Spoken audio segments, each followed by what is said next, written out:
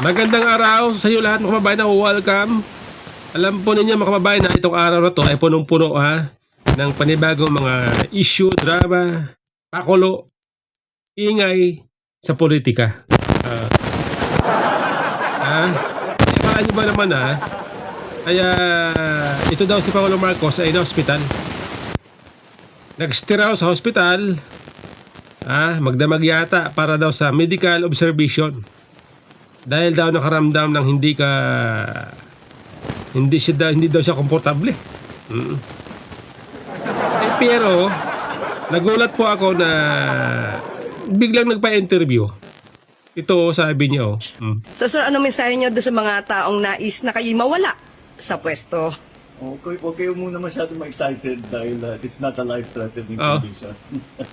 So sir, wala kami Biglang dapat nagpa-interview. ipag-alala. Akala ko ba ina-obserbahan sa hospital?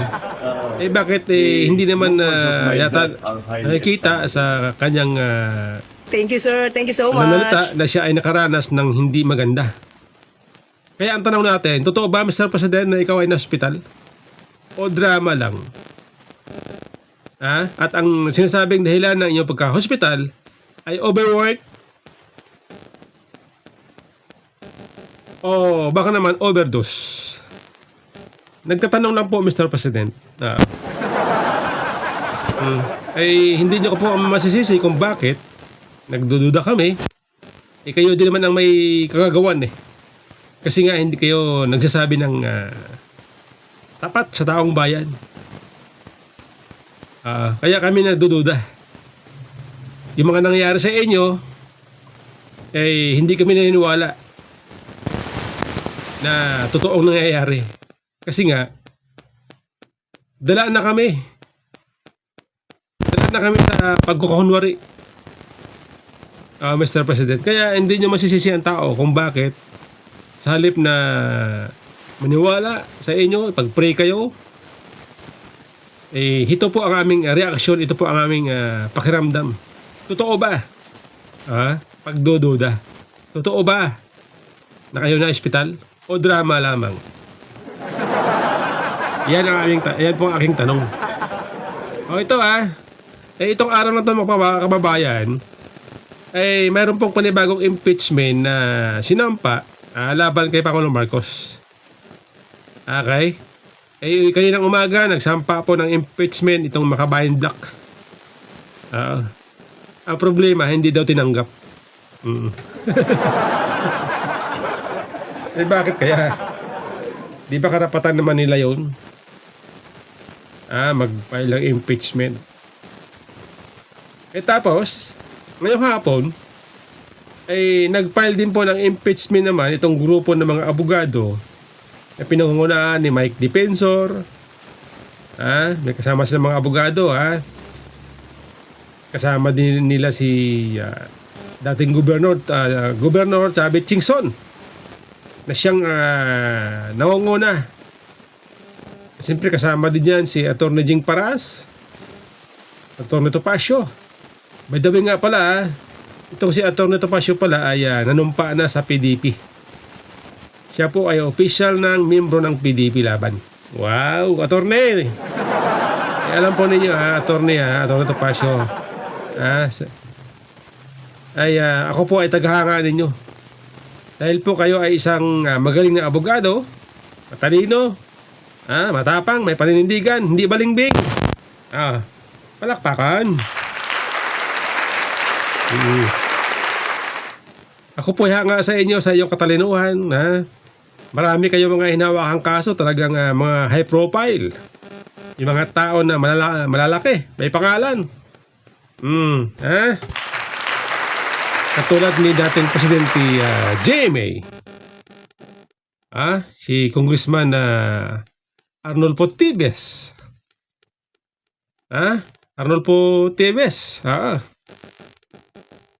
Ngayon po ay may naipanalo na ibang kaso. Yung ibang kaso niya, naipanalo niya na. At mayroon pa. At ayon kay Atty. Topacio ay mali-dismiss din yan. Itong si dating Pangulong GMA, naging kliyente rin po ni Atty. Topacio. Naakwet. Okay? Si Visconde. Naging kliyente rin po ni Atty. Topacio. Lahat po yan.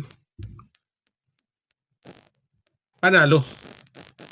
Kaya ako po ay humahanga kay Atty. Topacio bilang isang magaling na abogado, matapang, may paninindigan. Kaya pag ikaw tumakbo sa pagkasenador, Atty. Topacio, ngayon pa lang sinasabi ko sa iyo, na sa iyo ang boto ko.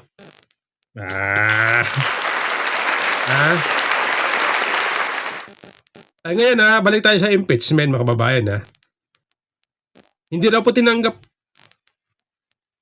ng Secretary General ng Kamara itong impeachment ng grupo ni Atty. Topacio, ni Chavez Singson laban kay BBM.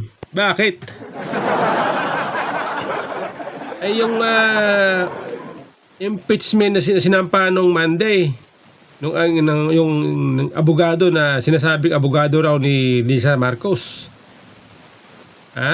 Bakit tinanggap? Samantala yung ebidensya, yung papel na pinapakita ay 4 pages lamang. Itong third impeachment na sinampa ng grupo ni na Chavez Singson, meron silang ebidensya mali-malita. Hindi tinanggap. Complaint.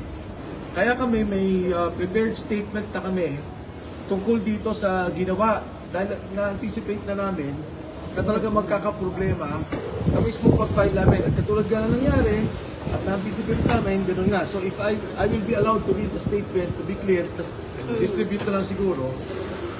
The refusal of the Office of the Secretary General of the House of Representatives to accept the impeachment complaint is a clear violation of both the rules of the House and the 1987 Philippine Constitution.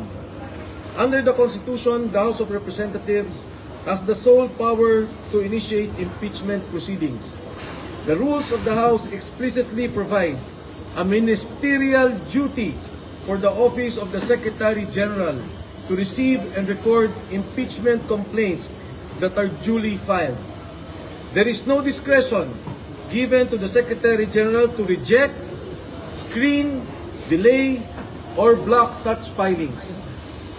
By refusing to accept the complaint, the office effectively usurps the constitutional authority of the House itself and denies the Filipino people their only lawful mechanism to raise grievances against a sitting president. If I may repeat that, by refusing, it denies the Filipino people their only lawful mechanism to raise grievances against a sitting president. Impeachment is not a political favor. It is a constitutional right. It is the only formal process through which citizens, through their representatives, can seek accountability from the highest official of the land. To block this process is not merely procedural error. It is a constitutional violation, an obstruction of a lawful remedy, and a direct assault on the people's right to petition government for redress of grievances. The House of Representatives exists to serve the people, not to shield those in power from scrutiny. The rules are clear. The Constitution is clear. The duty is clear. And no office has the authority to silence the people's voice.